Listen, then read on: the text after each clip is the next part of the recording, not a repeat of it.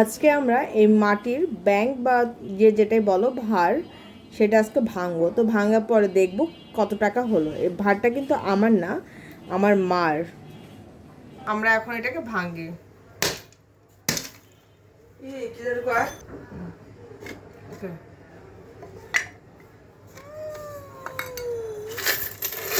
চলো আমরা এখন এটাকে ঢেলে দিলাম। কত টাকা আছে? ও মাই গড!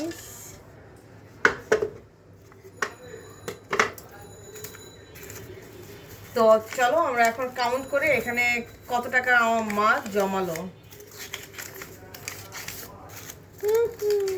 এটা বেসিক্যালি আমার মা জমিয়েছে ঠাকুরের কাজে, কোনো কিছু কিনবে এই ভেবে।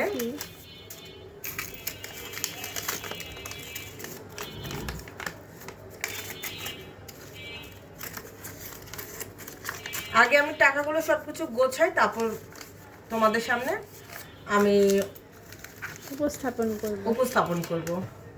ঠিক আছে, তো আগে গুছিয়ে নেই।